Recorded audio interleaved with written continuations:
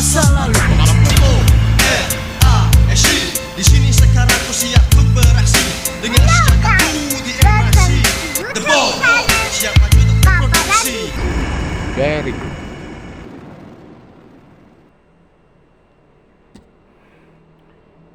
So, ayan. Mga kapwa ko viewers sa social media. Mga subscriber ko, mga viewers ko. Welcome po kayo sa aking YouTube channel, Randy Chinel. Paki-subscribe, like and share sa aking mga video upload. Okay? Tuloy po tayo. Itong siya pala, sadali muna ha. Meron pa. Kalimutan ko. Halayaan nyo muna kung batingin kayo ng magandang umaga, magandang tanghali, magandang gabi sa inyo lahat. Sana po nasa mabuti kayong kalagayan. At ang OFW natin sa ibang bansa, especially, sana po nasa mabuti kayong kalagayan at malayo sa karamdaman. Okay? So, ayan. Tuloy po tayo. Itong upload ko, mga viewers ko, mga subscriber ko, o magsusubscribe pa sa akin pa lang, kung mapanood dito ang aking itong video upload ko. Ito po ay patungkol doon kay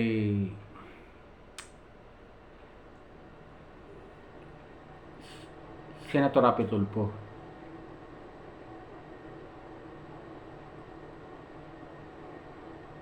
At ba't ko nasabi ito ay patungkol doon kay Senator Rapi Tulfo? Kasi napanood ko sa mga ibang vlogger, gano'n, sa social media, sa mentalita.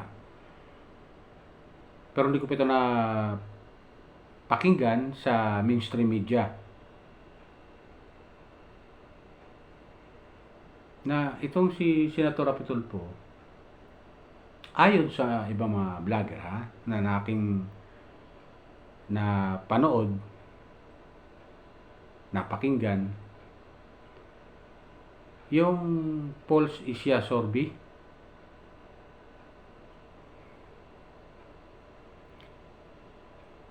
ewan ko kung gaano katotoo yun sa social media. Paul Isya Sorby. Hindi ko nababanggitin yung mga vlogger na napanood ko na yun. Na kasama nga itong si Senator Rapi Tulfo doon sa Sorby na yon. Hindi ko na rin matandaan kung ilan sila na mga inilagay nila doon sa Paul's Isya Sorby na yon. Pero alam niyo naman po na malakas sa balakas tong si BP Sara, di ba? Mga viewers ko. Pero doon sa napanood ko sa vlog, sa mga vlogger na napanood ko sa social media nito, lumalamang si Senator Rapi Tulfo sa Sorby. Gaano katotoo yun? Galing ya. Biruin nyo lumalamang ng 1% kay BP Sara. Samantala si BP Sara ang nangunguna sa mga Sorby, sa mga nagdaang mga Sorby sa pagka-presidente pagka-presidente. Lumalamang si Senator Rapi Tulfo doon ng 1%. Wow! Biruin nyo mga viewers ko, mga kapwa ko subscriber.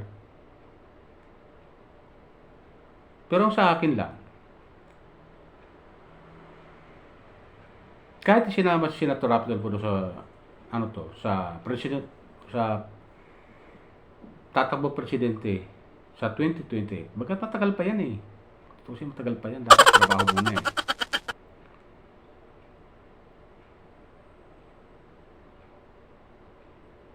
medyo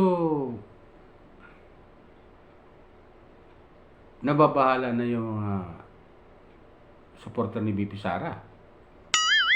Doon, mababahala na rin sa ganong pinakitang sorbi ng Pol-Asia. Di umano. What? Di pa naman confirm kasi wala pa naman, di ko pa napapanood sa mainstream media eh. Gano'ng katotoo yun eh.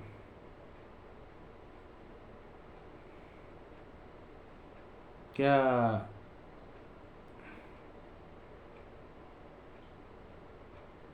kung makikita nyo yung trend doon, lumalabas na ano to,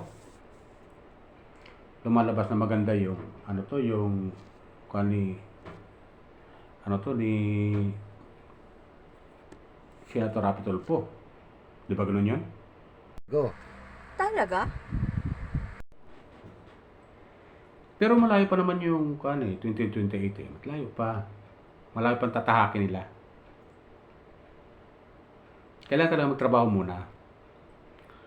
At Senator Rapi Tulfo, magkatrabaho lang muna eh. At hindi pa naman nagsasalita tungkol sa mga ganyan. Dahil malayo pa naman eh. Hindi pa natin sigurado kung tatakbo siyang presidente. Kasi wala naman sinasabi ng tao, di ba? Kaya sa akin. Kaya, para sa akin, iyan na may sorbi lang. Huh? Sorbi. Pero, kung titingnan mo, sa bandang huli, magandang kartada yon. Pumapabor kay Senator Rapi Tulfo. Bagamat hindi nagsasalita yung mama, at nakita nyo naman, kabi-kabilaan yung investigasyon diyan sa Senado, at ginagawa niya yung trabaho niya bilang senador. Kasi, ito Senator Rapi Tulfo talagang dedicated sa kanyang trabaho na ipinagkaloob sa kanya ng taong bayan bilang senador. Dedicated eh. Masipag na senador. At makikita nyo naman sa listahan ng mga senador nangunguna na perfect attendance to si Senator Rapi Tulfo. Diyan sa Senado. So makikita mo talagang ginagampanan niya yung tungkulin niya bilang senador para sa mga mamamayan. Para gumawa ng mga batas. Bagamat nasa committee level pa, na-forward yan na, pero kung sinong committee may hawak nun, sigurado naman natin didinggin din yun. At balang araw, magiging ganap na batas din yun.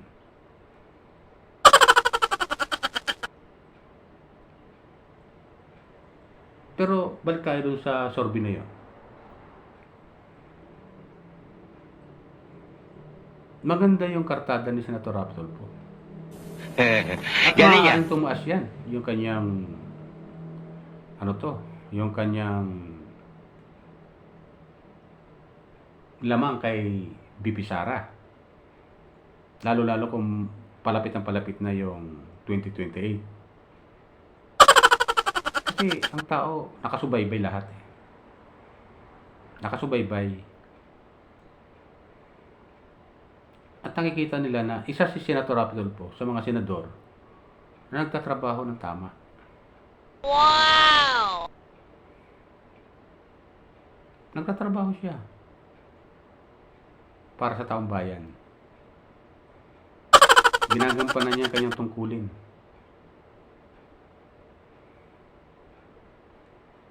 Pero sigurado yan na may maninira na naman sa kanya. Alam niyo ang kalagayan natin, sitwasyon natin sa Pilipinas eh. Pag ikaw'y pataas, umakyat ka pataas, at may nakasunod sa iyo, hahatakin ka pababa eh. Yung paa mo, hahatakin eh. Na hindi ka makataas, akyat dun sa taas eh. May mga ganun eh. May mga ganun. Kung umaakit ka sa hagdanan ha, at may kasunod sa'yo, tapos meron kayo kukunin doon sa taas na yon, at nakasunod sa'yo, hahatakin ka na nakasunod para siya yung makakuha doon sa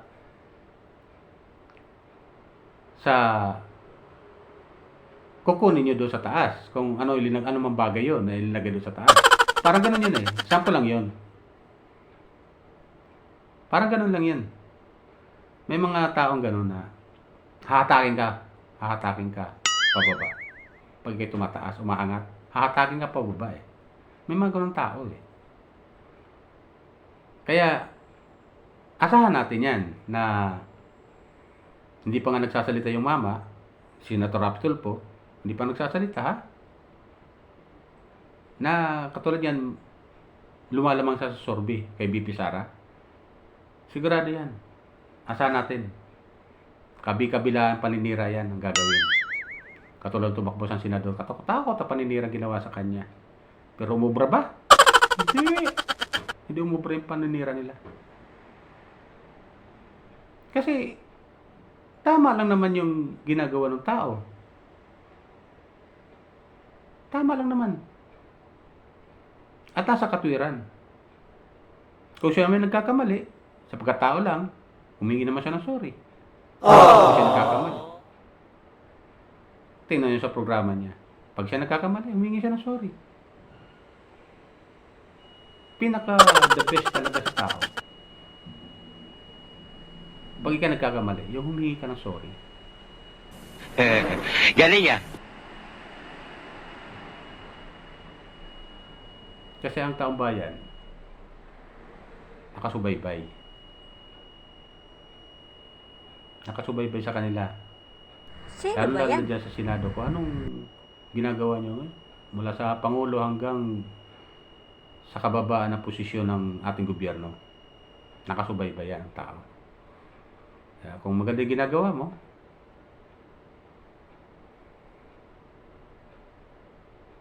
sigurado, ang balik ng taong bayan sa'yo, maganda rin.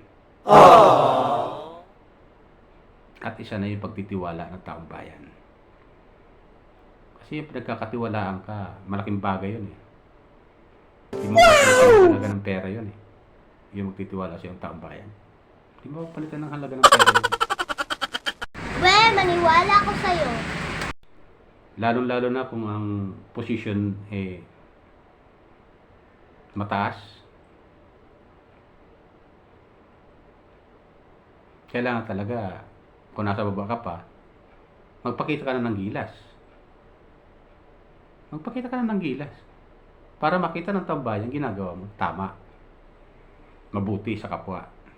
Lalo-lalo sa mga kababayan natin nangangailangan. O mga kababayan natin may hirap.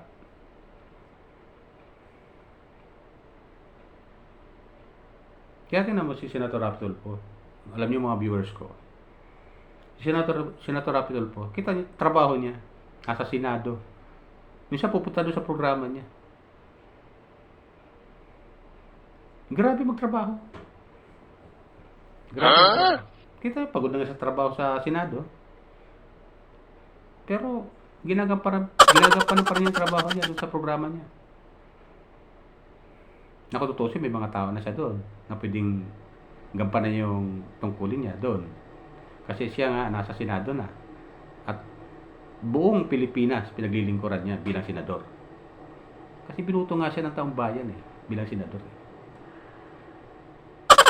Pero hindi siya tumitigil sa pagtatrabaho. Dahil masipag yung tao na yan, si Senator Rapi. Kasi kung hindi tayo magtataka kung totoo yung lumabas sa Pulse Asia na survey na lamang sa kay BP Sara. Bagamat yung tao, hindi pa sasalita kung siya ay tatakbo o magre-re-elect bilang senador. Tatakbo presidente o magre-re-elect bilang senador. Hindi nagsasalita pa yung tao eh. Kaya malalaman natin yan bago sumapit ang 2028. Kung siya ay tatakbo o magre-re-elect bilang senador. Kasi pag mabuti talagang ginagawa mo at maganda ginagawa mo, sigurado na magugustuhan ka ng nakararami. na mamamayan. So, yung ginagawa niya sa Senado, kita niyo naman, ang daming mga inggitero-inggitera dyan. Kesyo, ano rin ginawang batas ni Senator Rato? Mayroong batas na ginagawa siya. Hindi pa pumapasa. Nasa committee level pa lang. Di ba yung Magna Carta? Pasado na yan Nagawa na yung batas na yun Hindi ko lang alam kung napirmahan na ng presidente. Kasi pag pinirma ng presidente yun, magiging isang ganap na batas na yun. Ganun yun. Pero, yun nga sa nakita ko na, sa napanood ko na yun, sa social media, na itong si Senator Rapi Tulfo ay lumalamang kay VP Sara sa pagka-presidente kung tatakbo siya. Kung tatakbo. Di pa natin alam yung isip ng tao kung tatakbo siya, di ba? At nagtatrabaho lang muna yung tao. Ginagampanan niya bilang senador. Yung trabaho niya. At nakita naman natin trabaho niya. Maganda naman pag-iimbestiga sa Senado, maganda naman. At sabi nga niya yung mga problema na naranasan niya within 20 years sa kanyang pagiging broadcaster, newscaster. Ngayon niya na nadadala sa Senado at naiimbestigahan. Kasi nung di siya senador, bilang newscaster lang siya, pero ibig sabihin, di masyadong yung power. At yung ibang mga opisyal ng gobyerno, wala ng oo. Pero di ginagawa yung tungkulin nila. Yung mga nagdaang administrasyon. Pag tutubog si Senator Rapi Tulfo, pinaparating niya yung problema, yeser lang. Pero, pagbaba ng telepono, bahala ka dyan. Hindi ka ganun. Ito akin lang naman, opinion lang naman to. Comment ko lang naman yan. Akin lang naman yan. Observation ko lang. Kasi, Katulad yung isang naibisigin sa Senado kung napanood nyo. Yung sa Bulacan, di ba? Pinasipak niya na yun Yung hipper. Pero, naibalik. Hindi ba na nailipat mo lang yung ibang destinasyon na pwede mo na nandun? Naibalik. Di, lalong uminit yung investigasyon sa Senado. Ay, nako. Kaya, kung sa trabaho lang pag-uusapan,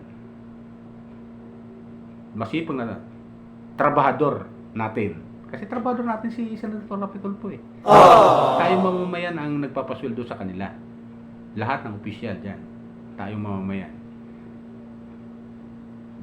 Sa dala ng natin yung tax. Sabi ko nga sa inyo, kahit malit lang yung tax natin na binabahagi, pero pag naipon yan, buong Pilipinas, billion yan. Umabot pang ang trillion Pag naipon yan. Ganun yan. Kita mo pa nagbabalik sila. Ilan nga yan? 5 trillion? Hindi ko alam. Kung pakikuan lang correct lang kung tama yung sinasabi ko. 5 trillion yung budget nila. What? So yun, ang nakikita ko. Bakit hindi tayo magugulat kung bakit mas mataas ang sa service si Senator Rapi Tulfo kay VP Sara? Dahil nga, nagtatrabaho yung tao ng tapat sa mamamayan. Ginagawa niya yung kanyang tungkulin bilang senador na iniatang sa kanya ng taong bayan. Kaya nga siya nanalo dahil alam ng taong bayan na magtatrabaho siya ng tama. Di ba ganun yun? Kaya ginagampanan niya lang bilang senador yung trabaho niya. At dyan ako bilib kay Senator Rapi Tulfo. Pero yung sa sorbi ng presidente, no comment muna ako doon. Kasi hindi pa naman nag-go kanyang tao Hindi pa magsasalita, tatakbo siya presidente. Malay nyo, mag-relate. Wala rin kwenta yung sorbi na yan, di ba? Kaya lang yan Sorbe lang. At kung tumaas pa, mas maganda. Ibig sabihin, marami nagtitiwala. Galing ah. Di ba? Ganun yun. Marami nagtitiwala sa kanya. Pag tumaas pa yung kanang sorbe na yan. Totoo ba yan? Kasi, nakita niyo naman yung trabaho ng tao na yan. Marami naninira, pero trabaho lang siya ng trabaho. Andiyan yung maririnig mo sa social media. Andiyan yung grandstanding, makita mo sa mga comment section. Pasikat, grandstanding. Pero sila, yung tumitira, panis. Kasi hindi sila nagtatrabaho ng tama eh. Hindi ba ganun yun? Dahil yung iba, nagsasalitang ganun, grandstanding, nasagasaan sila eh. Hindi ba ganun yun? Abusado sila, nasagasaan sila, kaya nagsasalita yung mga kamag-anak nila, o sila man mismo, na grandstanding, pero nasagasaan sila ni Senator Rapi Tulfo. Lalo pa nagsumbong doon sa, sa istasyon niya, sa kanyang programa. Yung mga kamag-anak nun, nang isinumbong, kinumplain, galing kay Tulfo. Di ba ganun yun? Paano di magagal si Senator Rapi Tulfo sa isang tao na di naman tama yung ginagawa? Dapat lang magalit siya. At dapat lang kasuhan niya. Kasi hindi naman tama yung ginagawa eh. Eh kung mabuti lang ba, nakita nyo naman, kinakampihan niya. O nag-iimbestiga siya eh. Hinuhuli niya yung sasabihin ng tao. Diyan magaling si Senator Rapi Tulfo eh. Sa pag-aanalisa ng sinasabi mo, yung isipan mo, inaanalisa niya kung nagsasabi ka ng totoo o hindi. Pag alanganin siya, dinadaan niya sa lie detector test. Ganun yun. Para legal. Bagamat hindi inuuna ng korte, pero dinadaan niya sa legal na paraan. Kung maaari lang. Ibig sabihin, yung lie detector test, bagamat hindi wala pa sa batas yan, pero mas maganda kung isa sa batas yan. Lie detector test. Di ba ganun yun, mga viewers ko? So, yan lang sa akin. Nga pala, huwag niyo pong kalimutan mag-subscribe, like, and share sa aking YouTube channel, Rami Channel. Paki-subscribe lang po. Paki-support lang po. Kung nagustuhan niyo yung aking comment dito sa social media, sa aking channel. Okay? Yan ay reaction ko at comment. Dinadaan ko sa video para mapanood nyo yung aking reaction at comment regarding sa sorbe na napanood ko rin dito sa social media. Kasi hindi ko pa naman napapanood sa mainstream media. So, yan lang. Okay? Maraming salamat po. Ingat po tayo lagi. Pagpalain po tayo ng pumay kapal. Bye!